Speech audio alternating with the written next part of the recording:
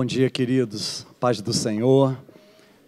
Eu quero pedir a você que trouxe a sua Bíblia para abri-la no livro, segundo escreveu Moisés, o livro de Números, capítulo 15. Nós vamos ler alguns versos. Nós vamos ler do verso 16 até o verso 21. Números 15, 16 a 21.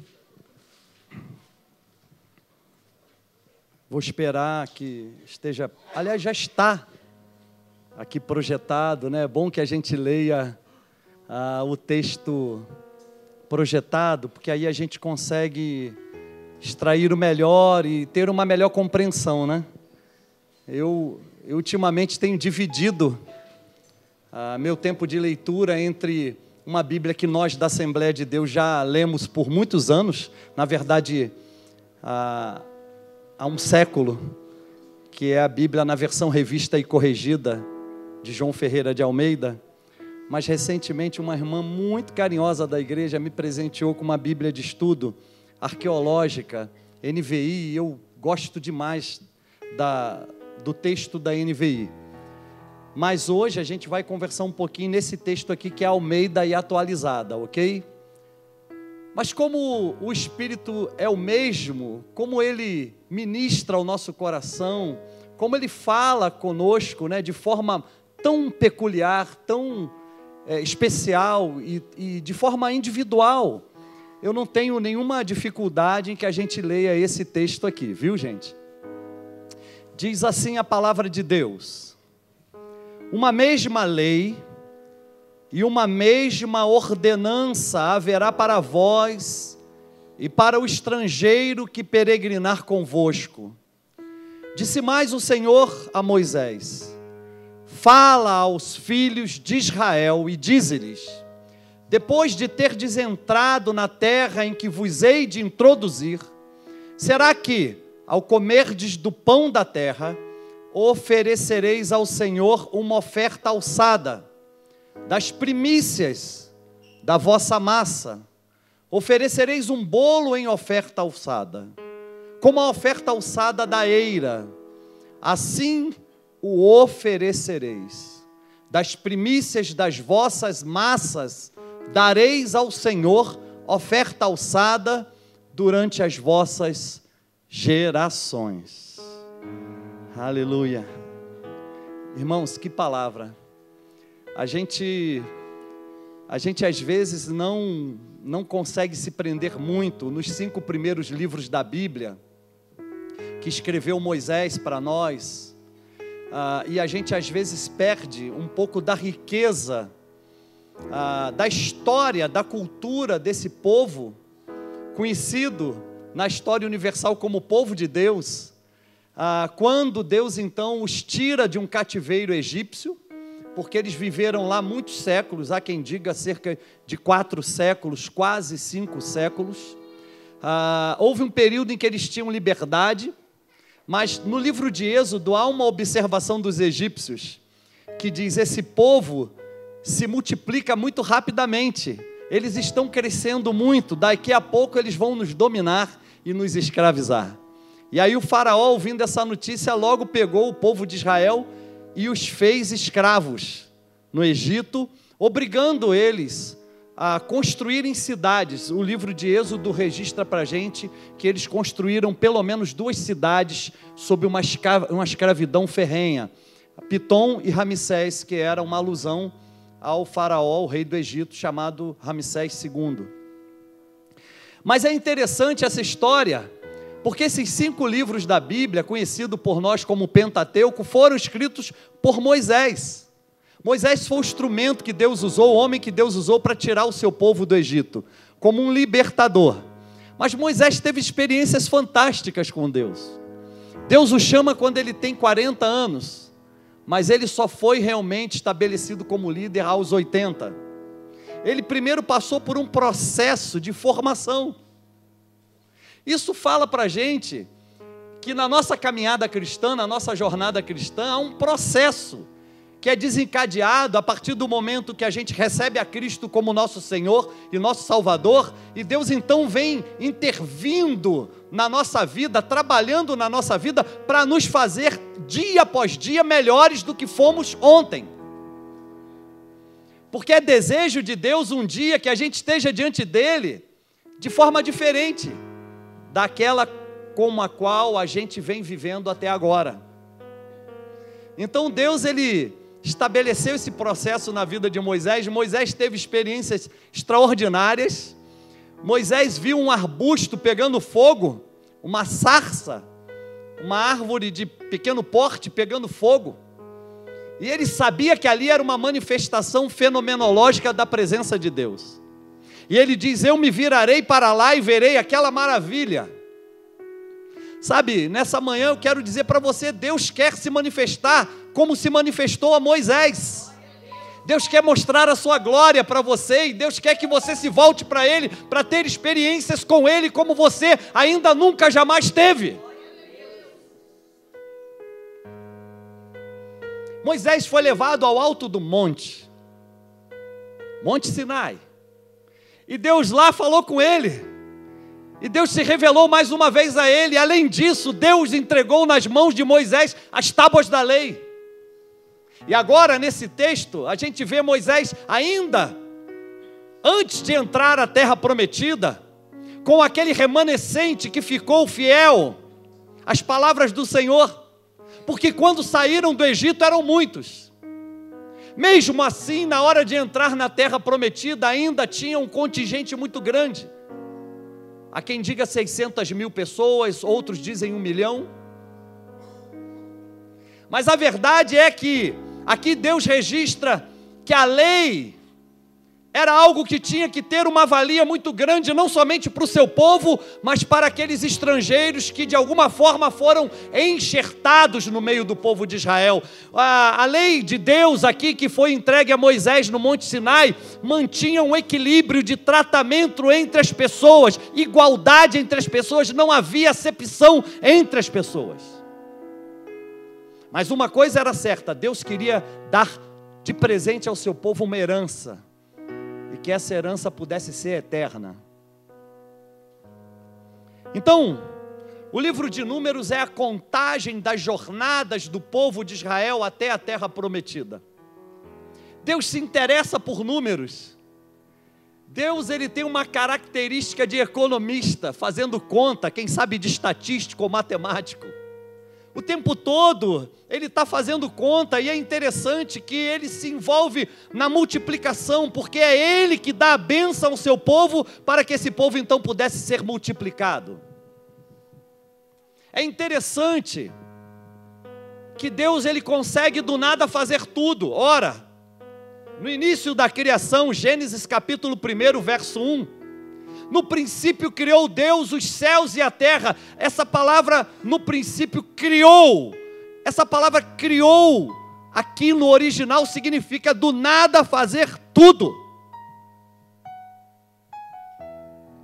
E nessa hora, eu quero falar com você sobre a oferta que agrada a Deus.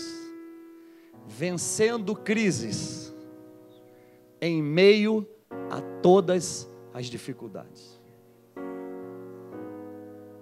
Eu vou repetir. Eu quero falar sobre a oferta que agrada a Deus, vencendo crises em meio a todas as dificuldades. Queridos, esse texto é maravilhoso. O texto mostra para a gente, por exemplo, que é vontade de Deus dar prosperidade a todo o seu povo. Verso 16, eu gostaria que separássemos aqui somente o verso 16. Olha que coisa interessante, a gente percebe claramente uma mesma lei, a lei que Deus entregou a Moisés no Monte Sinai. Ele diz assim: uma mesma lei e uma mesma ordenança haverá para vós e para o estrangeiro que peregrinar convosco. Ou seja, Deus então está revelando aqui a vontade dele de estabelecer regras, de manter as suas regras ativas no meio do seu povo, para que o seu povo então experimente a prosperidade que vem da parte dele. Será que a gente pode voltar no verso 15? O verso 15 detalha isso para a gente. Olha só o que Deus diz aqui para Moisés. Quanto à assembleia, a assembleia é reunião de pessoas. Podemos ter uma assembleia com um número mínimo, um quórum mínimo de pessoas, como podemos também ter uma assembleia com um número expressivo de pessoas, como o caso da reunião da igreja do Senhor Jesus Cristo, aqui e agora.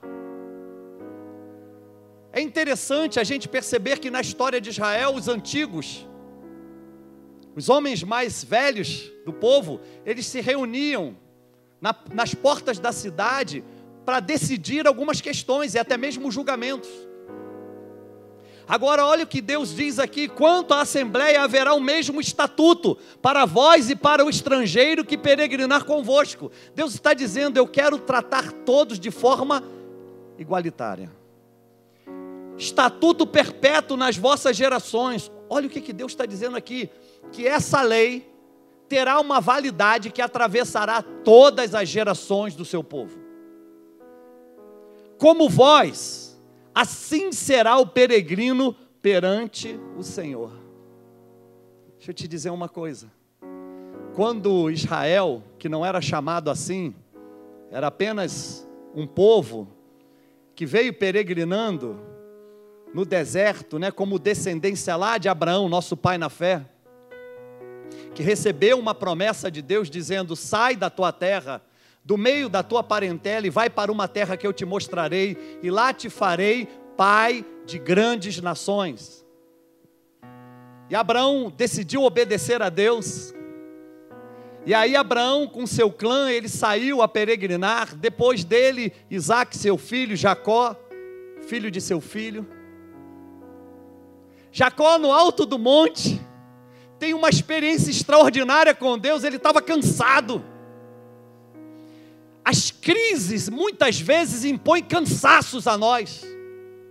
Cansaço mental, cansaço espiritual, cansaço emocional. Às vezes a falta de recursos financeiros fazem com que a gente fique estagnado, parado e não saiba para onde ir. Mas a história nos mostra, Gênesis capítulo 28, não precisa projetar, mas nos mostra que Jacó foi parar no alto de um monte.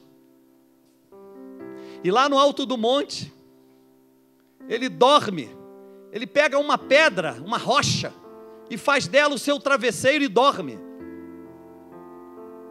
Talvez o sono da falta de perspectiva, talvez o sono da crise financeira, talvez ele tenha dormido o sono da indecisão, talvez ele tenha dormido o sonho da perspectiva de novos dias, de dias melhores. Talvez ele tenha dormido o sono da falta de perspectiva em relação ao futuro. Sabe, deixa eu te dizer uma coisa. Por que eu estou falando isso nessa manhã? Porque as notícias têm alardeado o nosso país com uma pressão muito forte para que a gente tome a forma dessa crise que sequer nós sabemos quem foi que provocou. E eu tenho visto nas nossas fileiras pessoas entrando por um caminho de conversas derrotistas. Mas em momento algum eu vejo na palavra de Deus esse tipo de assunto. O nosso Deus é um Deus positivo. O nosso Deus é um Deus de boas palavras. O nosso Deus é um Deus de prosperidade. O nosso Deus é um Deus de futuro feliz e abençoado para todos os seus filhos. O nosso Deus é um Deus das heranças. Ele garantiu na cruz do Calvário, através do sacrifício de Jesus, uma herança eterna para mim e para você. Será que você pode virar para esse abençoado ou essa abençoada que está do teu lado e dizer para ele: fique tranquilo, existe uma herança eterna prometida para cada um de nós?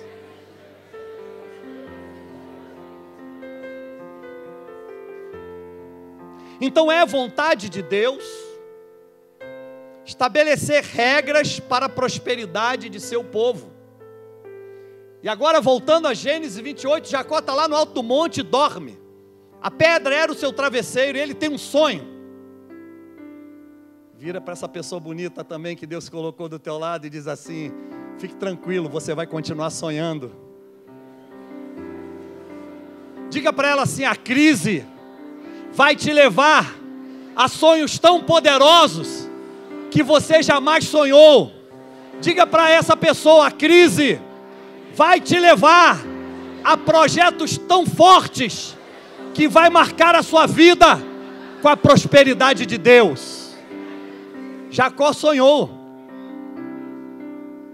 E o sonho dele foi o seguinte, gente: uma escada enorme foi colocada entre a terra e o céu. Eu não quero forçar nenhum texto, mas assim, quando eu paro nesse texto e olho isso, eu não posso deixar de pensar que para os sonhos de um filho de Deus não há limites. É de terra para o céu e é do céu para a terra. E aí, Jacó sonha. E essa escada enorme estendida. Jacó sonhou que os anjos de Deus subiam e desciam por aquela escada. Jacó acorda. E Jacó ouve a voz de Deus. Ele diz: eis que estou contigo por onde quer que fores. E aí então Jacó faz uma oração forte. Uma oração que nós precisamos aprender a fazer. Jacó diz para Deus: se tu me abençoares por onde eu passar, por onde eu andar, se a tua mão for comigo, me guiando pelo meu caminho, preste atenção nisso. Jacó diz: de tudo te darei o dízimo. Ele não falou assim: quando eu ganhar na Mega Sena, Deus, eu vou te dar o dízimo. Ele não falou assim: olha, quando eu multiplicar meu capital, eu vou te dar o dízimo. Quando eu me aposentar, eu vou te dar o dízimo. Quando eu passar num concurso público, eu vou te dar o dízimo. Quando eu... Ele não disse isso, ele disse: de tudo te darei o dízimo. A história de Jacó foi mudada a partir de ali. A partir dali, há uma história linda que se desencadeia no meio do povo de Israel, pois Jacó se torna Israel, um povo que avança, um povo próspero, um povo que ainda hoje é contado por Deus como seu povo de propriedade peculiar.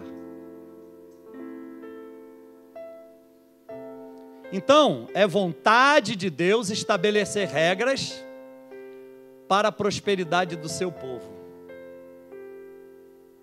Quando Deus diz para Jacó: eu estou contigo, eu sou contigo, Deus está estabelecendo uma regra.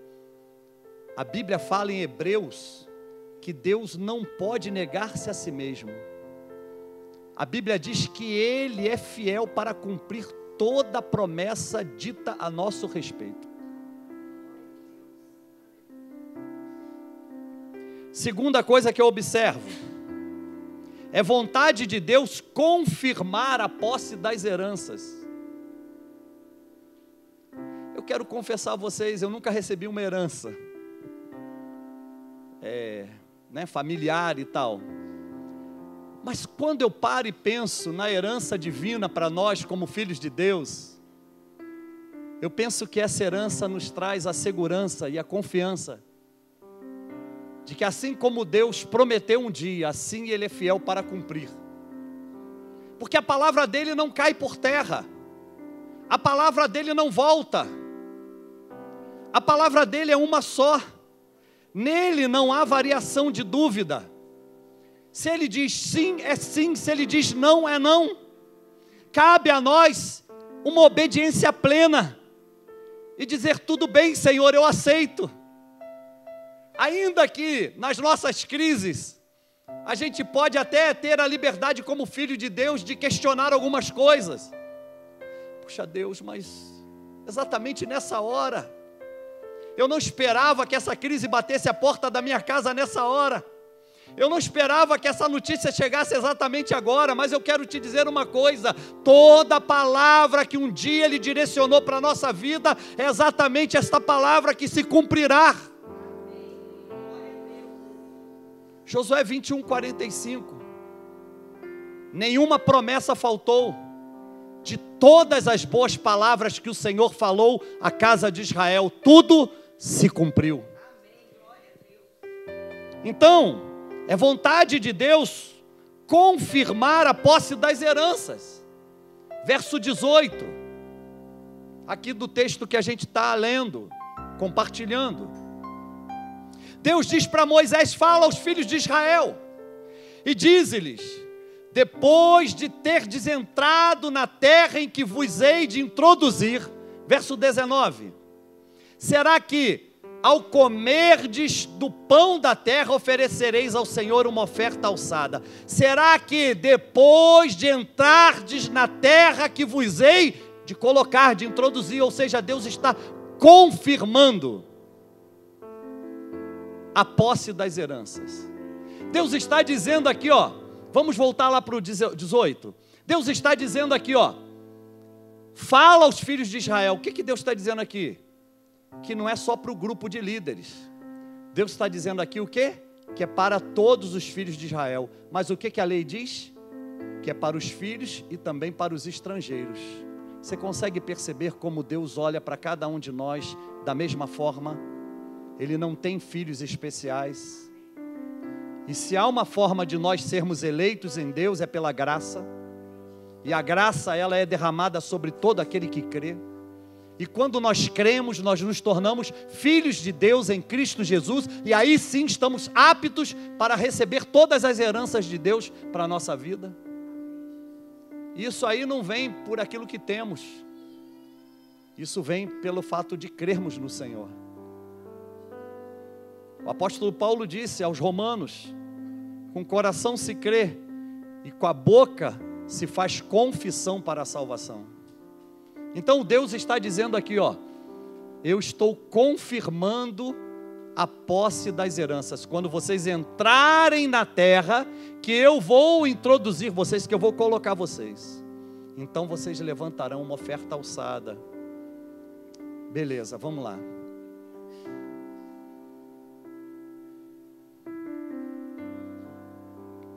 Eu gostaria de falar aqui sobre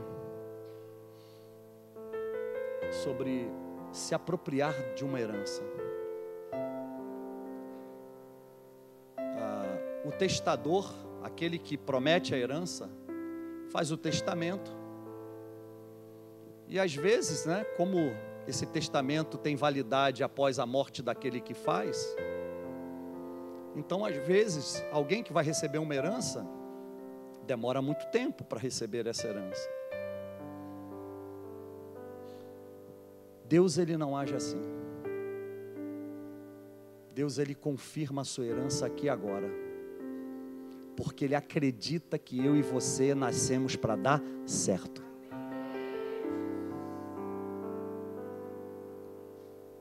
Terceiro, é vontade de Deus receber uma oferta alçada, que são as primícias. O que a Bíblia diz aqui no 19? Olha só que coisa: será que ao comerdes do pão da terra, quer dizer, quando a colheita tiver sido realizada, oferecereis ao Senhor uma oferta alçada, primícia. Tirar uma primeira parte e oferecer ao Senhor. Deixa eu te dizer uma coisa: a vida nessa época, e também a vida na época do Senhor Jesus, também era assim. Por quê? Porque embora houvessem cidades já, a vida do campo era algo muito marcante, né? Por exemplo, a cultura de Israel, a gente percebe quando analisa a cultura de Israel, que a cultura de Israel sempre foi voltada a gado de pequeno porte, né, caprinos, né, e também a agricultura. Você percebe que o tempo todo a Bíblia fala de colheita, de fruto, né, de animais, exatamente para mostrar para a gente como era culturalmente naquela época. Agora, na época do Senhor Jesus também era assim. Existiam já as grandes cidades, com 600 mil habitantes, às vezes 500 mil habitantes, mas existia uma vida camponesa em volta das cidades, onde as pessoas experimentavam na prática isso aqui. Eles faziam as suas plantações, lançavam semente. Lembra que Jesus ele falou sobre a parábola do semeador, né? Então ele tinha aquilo em mente. A vida do campo era uma coisa constante, era uma coisa muito ativa, muito evidente naquela época. E aí o que acontece? Aquele que herda a terra, que entra na terra, ele tem lá a sua terra, onde ele trabalha aquela terra, saía semeando, né? Saía semeando. No tempo certo, quando estivesse aproximando o verão, eles colhiam o fruto da terra. Ali mesmo onde eles semeavam, eles estabeleciam uma região que era chamada de eira. Até hoje é assim, né? Então a eira é o quê? Um platô construído no meio do campo, no meio da plantação. A colheita vem, se tiram os grãos e se amontoa ali, né? A eira pode ser um platô de terra, um platô também como se fosse uma laje. E aí o que acontece? Os plantadores, os agricultores colocavam todos os grãos ali. A primeira parte eles tiravam daquele montão todo e levavam à casa de Deus como uma oferta alçada, como primícia ao Senhor. Então é vontade de Deus receber uma oferta alçada. Agora deixa eu falar uma coisa para vocês. Nós aqui na Igreja Adã, Deus tem nos abençoado muito, a gente tem avançado muito. E como nós somos felizes assim. Como somos felizes percebendo o quanto Deus tem abençoado nossos irmãos. Quanto Deus tem abençoado nossa gente. Às vezes eu fico assim deitado e agradecido a Deus, porque eu recebo boas notícias do tanto que Deus tem abençoado nossos irmãos, do tanto que Deus tem prosperado a vida de nossos irmãos.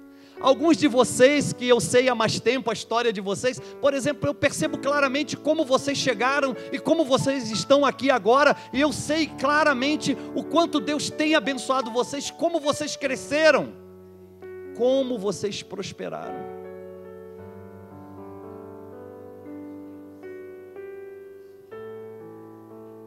Quando eu olho para a minha própria vida, eu falo, puxa, a gente veio para cá, para Brasília, sem nada, nem dinheiro para passagem tinha. Um amigo lá do Rio, que graças a Deus hoje é um pastor, tirou o dinheiro do bolso e falou assim, ó, toma aqui o dinheiro da passagem. A gente não sabia o que ia acontecer, gente. Mas fiel é aquele que faz a promessa. Então, quando nós olhamos a nossa vida hoje, a gente tem motivo de sobra para dar graças, para agradecer. A mão de Deus está estendida sobre o seu povo para abençoar. Agora, é uma luta constante a gente se liberar, a gente se despir, a gente se esvaziar de muitas coisas e entregar a Deus aquilo que Ele está dizendo. Filho, filha, eu espero há muito tempo que você tome essa atitude. Deixa eu contar uma coisa aqui que a liderança já ouviu de mim. No Texas, há um seminário de teologia famosíssimo, que foi plantado pelo grande Schaeffer, que é o maior teólogo norte-americano de todos os tempos. E tem uma obra espetacular, tem uma obra inclusive em português. A sua teologia sistemática nós temos hoje em português. Mas olha que coisa interessante, Schaeffer, diretor do seminário teológico de Dallas, no Texas, E esse seminário já formou muitos pastores, né, até os dias de hoje. Continua lá, é muito forte. É algo assim incrível. Mas olha só, no início de tudo, tinha um grupo pequeno de professores, tinha o diretor e tinha um prédio que na verdade estava hipotecado por um banco. E assim, esse tipo de coisa nos Estados Unidos é muito sério, né? Porque, por exemplo, o banco liga toda hora, né? Dizendo inclusive a data do vencimento da hipoteca, né? O banco te avisa, ó, vai vencer tal dia. Aí eu fico imaginando o frio na barriga do diretor, sabendo que o dia estava se aproximando e ele não tinha dinheiro em caixa para pagar a hipoteca. E ele bem sabia das consequências disso.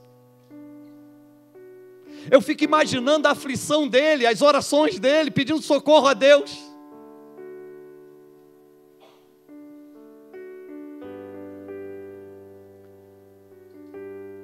Eu queria dizer uma coisa muito forte aqui. Bom é para nós que tenhamos dizimistas, ofertantes de dentro da nossa própria casa. Bom é para nós que tenhamos pessoas comprometidas. Puxa, olha, o pastor está tendo essa visão e nós vamos avançar, a igreja está ficando pequena, nós precisamos avançar, nós vamos estar aliançados com ele, nós vamos chegar junto, nós vamos garantir isso. Mas olha só, os professores e o diretor do seminário teológico de Dallas, no Texas, não tinham nenhuma perspectiva de pagar a hipoteca. E aí Schaefer teve uma ideia: vamos fazer uma reunião de oração que dure um período da noite. E aí eles decidiram, acabaram com as aulas mais cedo, e aí naquele período de tarde para a noite, eles começaram a reunir e orar. E num determinado momento bate na porta alguém. E aí uma pessoa que trabalhava no seminário foi atender. E era uma pessoa alta, com um chapelão na cabeça, uma bota até o joelho. Aquela região é uma região de muitas fazendas, os arredores de Dallas. E aí ele diz: olha, eu queria falar com o responsável pelo seminário. Gente, preste atenção nisso. Num dado momento dessa reunião de oração, um dos professores, chegou o momento dele fazer a oração. Cada um orava sucessivamente. Quando chegou a vez daquele professor orar, aquele professor era tido como um cara meio malucão, meio doidão. O pessoal dizia que o contato dele com Deus era diferente. Às vezes ele era pego de joelho, orando. Às vezes era pego deitado, de barriga para cima, falando sozinho. E o pessoal dizia: rapaz, esse cara aí é meio...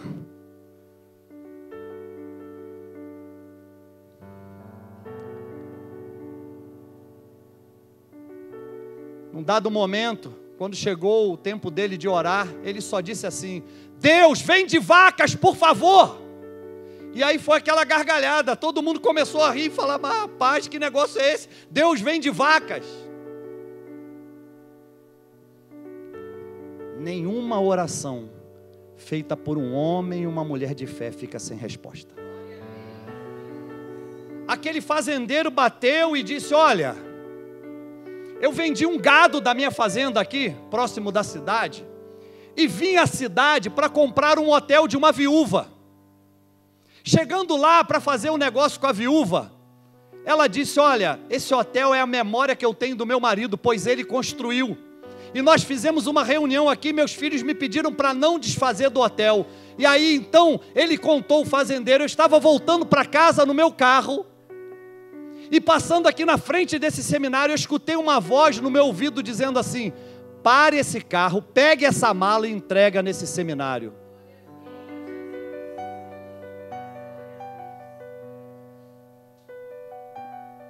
Por que eu estou falando isso? Porque eu acredito que Deus faça isso. Sempre acreditei. Mas melhor é que Ele levante homens e mulheres do nosso meio para contribuir para a sua obra avançar. É vontade de Deus receber uma oferta alçada, as primícias.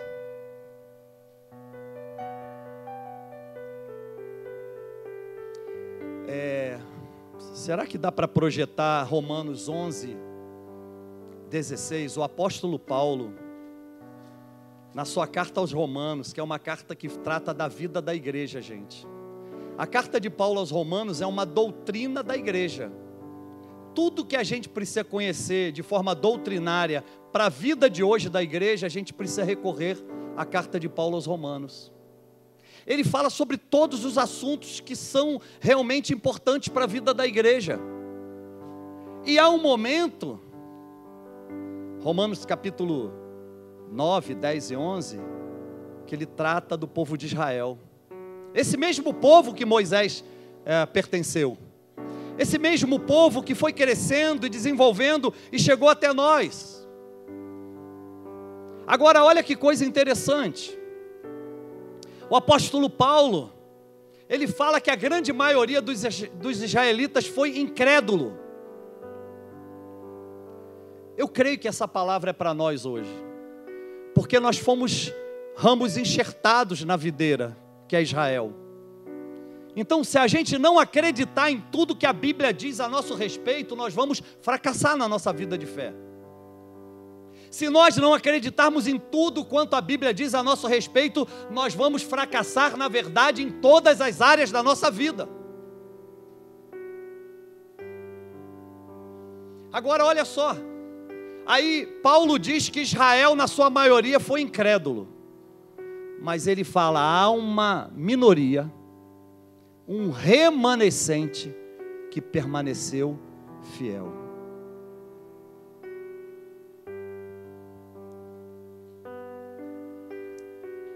E aí ele diz aqui, ó: se as primícias são santas, também a massa o é. E se a raiz é santa, também os ramos o são. Isso aqui tem uma dimensão poderosa. Por quê? A primícia é aquilo que Deus falou lá atrás, 1000 e tantos anos antes, através de Moisés. Porque quando Moisés escreveu Números, já era o ano 1400 da era antiga, antes de Cristo. Aí depois de Moisés até os dias de Paulo, mais 1000 e tantos anos. E aí Paulo toma isso emprestado de Moisés e diz: se as primícias, a oferta alçada, é santa, são santas, também toda a massa o é. O que ele está dizendo aqui? Que quando a gente entrega a primícia, todo o resto da massa recebe da bênção. E aí ele continua dizendo: se a raiz é santa, quem é a raiz? Israel. Olha só que coisa. Eu vou falar um termo aqui, um carioquês. Deus abençoou Israel, seu povo lá, e essa bênção respinga em nós aqui agora. Sabe, respinga, bate lá e respinga aqui. Porque nós somos os ramos que foram enxertados na videira verdadeira que é Cristo. E é interessante a gente perceber que aqui tem um plano de bênção e de herança e de prosperidade de Deus, não somente para aqueles que são a primícia da massa, não somente para aqueles que são a raiz da massa, mas para para os ramos também. É incrível, queridos. Incrível como Deus se preocupa em abençoar os seus filhos. É incrível como Deus se preocupa em deixar uma herança eterna para os seus filhos. É impressionante. Eu queria pedir, pode voltar no 15. Olha aqui. Porque se a sua rejeição é a reconciliação do mundo, qual será a admissão, senão a vida dentre os mortos? Falando de Jesus. Veio para os seus, mas os seus o rejeitaram. O que João diz? Evangelho de João, capítulo 1, verso 12. Mas todos quantos o receberam, deu-lhes o poder de serem feitos filhos de Deus, a saber, os que creem no seu nome. Dá uma cutucada nessa pessoa e diz: é você mesmo que ele está falando. Bora lá, gente, então, vamos avançar um pouquinho. 17. E se alguns dos ramos foram quebrados, e tu, sendo zambujeiro, foste enxertado no lugar deles, e feito participante da raiz e da seiva da oliveira. Vamos lá. Não te glories. Só vou explicar aqui a parte anterior. Que até alguns ramos naturalmente são cortados. Até na vida natural no campo, alguns ramos de uma árvore caem. Mas numa plantação chega o momento da poda. E aqui está falando o seguinte, que alguns ramos foram quebrados, cortados, arrancados. Por algum motivo, o agricultor, que é Deus, arrancou eles. E tu, sendo zambujeiro, ou seja, sendo uma árvore diferente, um ramo diferente, talvez até com alguns espinhos, foste enxertado no lugar dele, ou seja, uma planta brejeira, que não tem muito valor. Essa planta éramos nós, carregados do nosso pecado. O profeta Isaías disse que os nossos pecados fazem separação entre nós e o nosso Deus. O apóstolo Paulo, escrevendo aos Romanos, capítulo 3, no verso 23, ele diz: todos pecaram e carecem da glória de Deus. Eu e você somos assim. Mas olha só, foste enxertado no lugar deles, feitos participantes da raiz e da seiva da oliveira. Que coisa! Nós recebemos desse benefício, gente. Quando nós fomos enxertados em Cristo, nessa videira, nós recebemos o benefício, não somente da raiz, ou seja, fala da nutrição, né? Todos nós precisamos de alimento, não é verdade? E a nutrição de uma planta vem por onde? Pela raiz. No nosso caso, como igreja do Senhor, como povo de Deus, a raiz é a palavra. E Cristo é a palavra.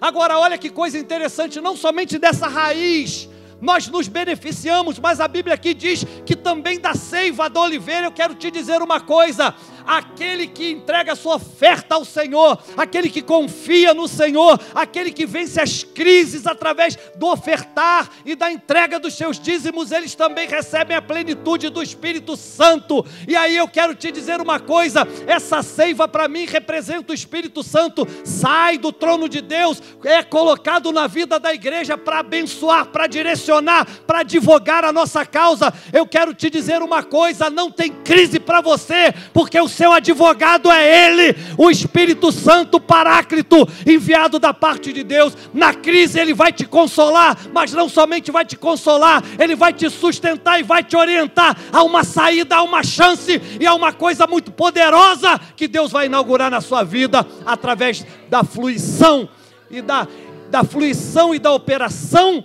do Espírito Santo na sua vida. Coisa boa é quando você se depara com um crente cheio do Espírito Santo. Coisa ruim é quando você se depara com um crente vazio do Espírito Santo. Eu posso falar sobre isso. Sabe, Deus quer derramar da sua plenitude. Agora a atitude tem que ser sua. Você tem que dar o primeiro passo. Buscar-me-eis e me achareis, quando me buscardes de todo o vosso coração. A atitude é nossa de buscar o Senhor. Sabe de uma coisa? Como é bom você ver aí um crente cheio do Espírito Santo. Não tem tempo ruim, como a gente diz lá no Rio. Não tem tempo ruim para ele. Está com dinheiro no banco, ele está rindo. Está sem dinheiro no banco, ele está rindo mais ainda, porque ele sabe que o seu Redentor vive e por fim se levantará sobre a terra. É interessante perceber que um crente cheio do Espírito Santo, ele glorifica o tempo todo ao Senhor. Às vezes ele é tido até como maluco, mas só ele sabe a relação que ele tem com o seu Deus. Sabe por quê? Porque essa seiva da oliveira está correndo constantemente dentro dele.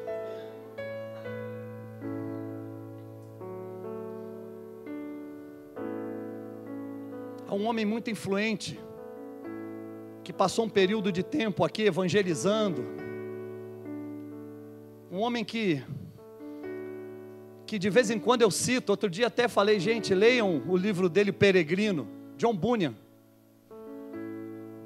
Alguém foi visitar John Bunyan na cadeia e quando saiu, ficou tão impactado com a quantidade de textos bíblicos que Bunyan citava.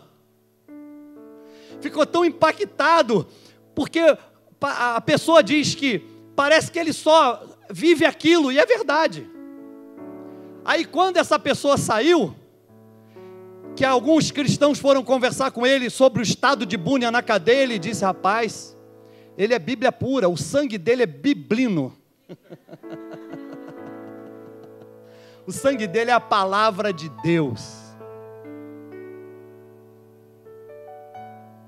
Quiçá todos nós tenhamos esse sangue. Que a palavra de Deus corra dentro de nós, para trazer vida.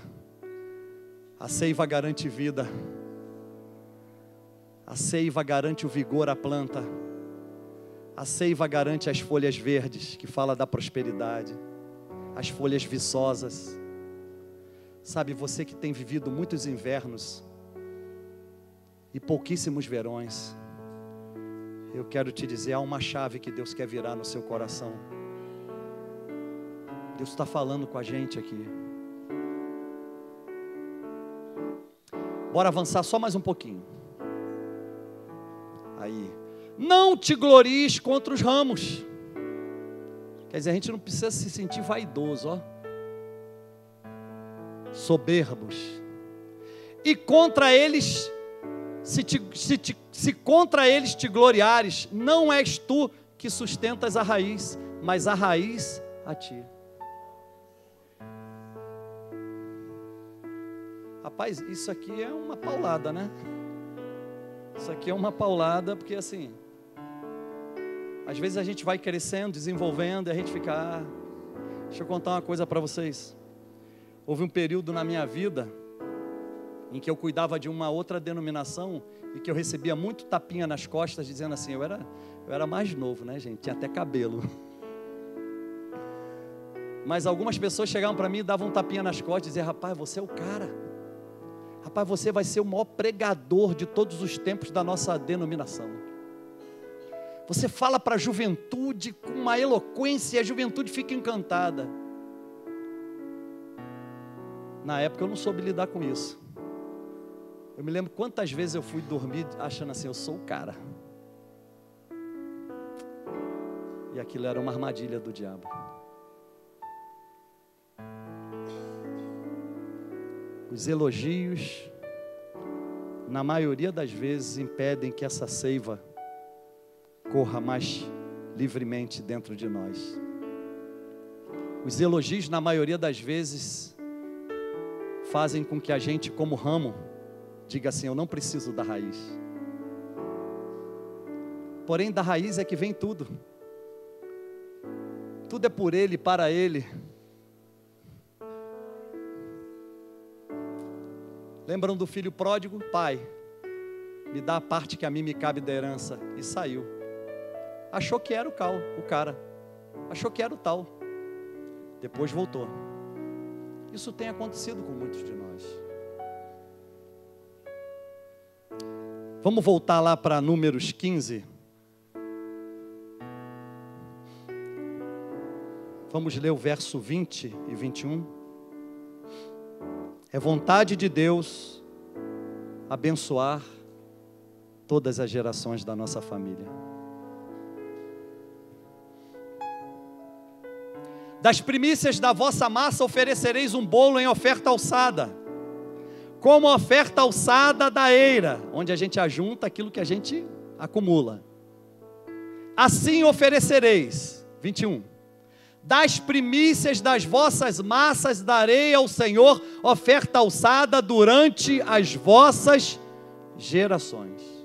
Há uma outra versão que fala, você vai entregar ao Senhor essa primícia de geração em geração. Se a gente não ensinar nossos filhos agora sobre isso, como que eles vão fazer quando a gente não estiver mais aqui?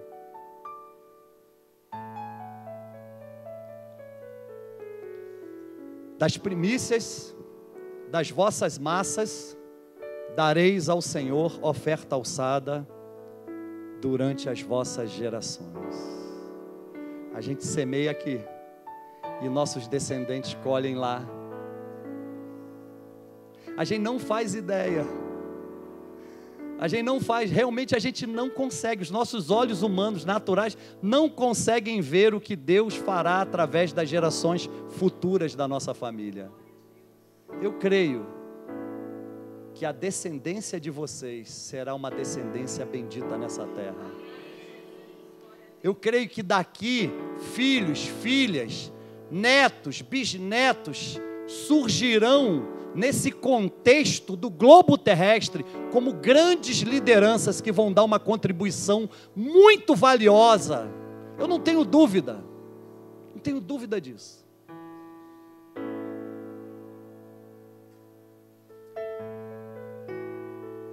Eu quero te convidar a ficar em pé nessa hora.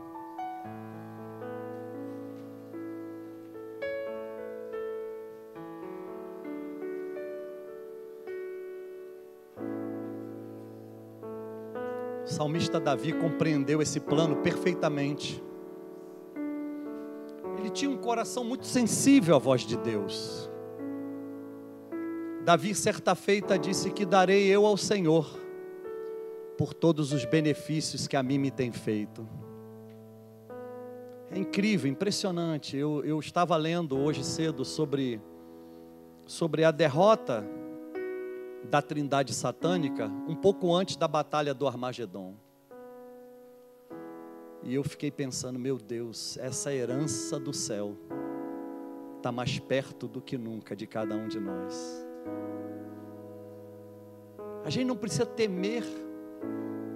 Ah, mas tem uma crise aí disso, tem uma crise de acolá. Sabe, a gente acaba se envolvendo num estado apocalíptico, que gera um pânico muito grande nas pessoas. Isso tem levado as pessoas a cometer violência sobre violência. Mas olha só, Deus fala através do profeta Zacarias, capítulo 4, verso 6.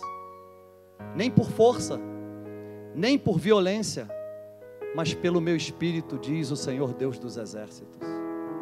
Sabe, essa seiva que tem que correr nos ramos que somos nós, é o Espírito Santo que tem que estar dentro do nosso coração. Agora a orientação dele é o quê? Que a gente, assim como o Senhor Jesus disse lá em Mateus, que nós devemos vigiar, nós também nos últimos dias da nossa vida, que eu não sei se é hoje, amanhã, Deus sabe, nós também precisamos vigiar. Pode projetar, por favor, Apocalipse 16.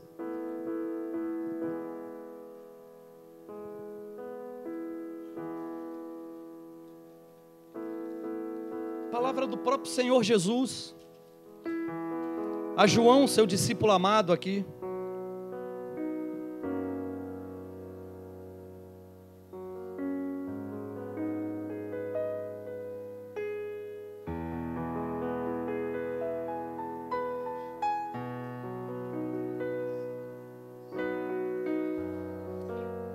Apocalipse 16, verso 15, olha aqui. Pouquinho antes da batalha final, o próprio Senhor Jesus avisa João em Pátimos, onde ele estava preso. Jesus já havia falado isso para os discípulos. Eis que venho como ladrão. Bem-aventurado aquele que vigia e guarda as suas vestes, para que não ande nu e não se veja a sua nudez, em algumas versões a sua vergonha. É o próprio Senhor que está dizendo: vigia a sua vida, guarda o teu depósito, se aproprie pela fé da herança que eu tenho prometido a cada um de vocês. Vigiar, queridos irmãos, é montar sentinela. Estais vigilante em todas as coisas. Ah, pastor, me fizeram um determinado convite para eu ir a tal lugar. Examine o seu coração. Essa semana eu estava fazendo um discipulado com um discípulo muito amado. Sabe o que ele me disse? Ele me disse: pastor, eu tinha um compromisso, mas eu disse, eu preciso de um tempo para perguntar para Deus. E aí ele foi perguntar para Deus. E ele ouviu Deus dizer não. Sabe, há lugares que Deus não quer que a gente vá. Há cadeiras que Deus não quer que a gente ocupe. Há coberturas que Deus não quer que a gente esteja debaixo. Há caminhos que Deus não quer que a gente perpasse. Então vigiar é montar sentinela. Montar sentinela não é estar distraído, não é tirar um cochilo. Montar sentinela é estar com os dois olhos bem abertos. Pastor, eu tive um problema no passado, nessa área da minha vida. Vigie, monte sentinela, não cochile.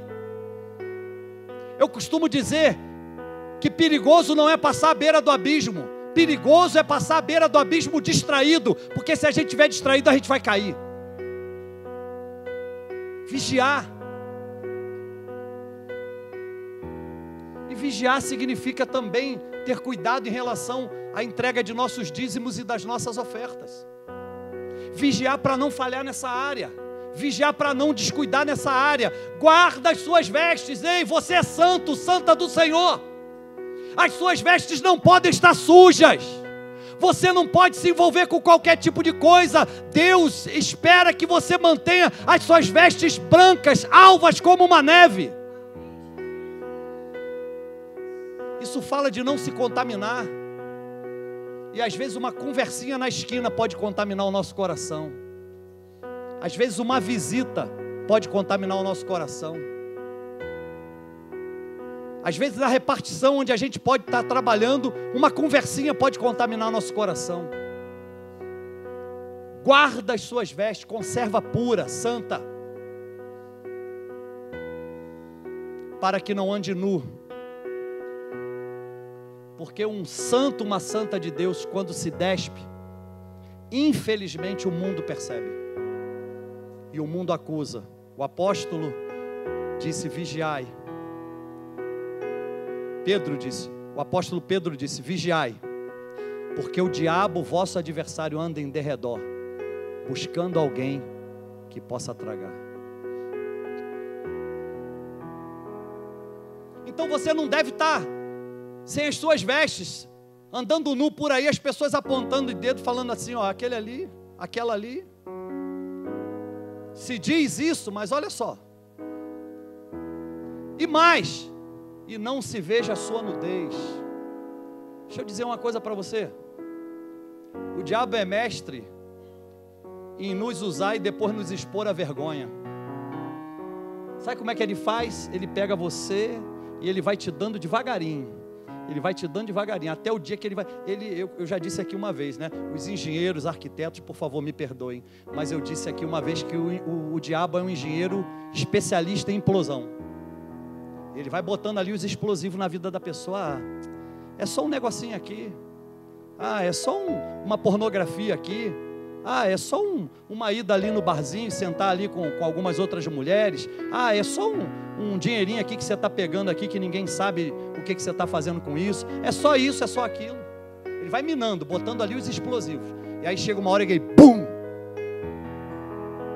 Implode tudo. E depois que ele implode, que fica tudo uma ruína só, os escombros estão ali. Aí ele expõe a vergonha, ele mostra a sua nudez para as pessoas.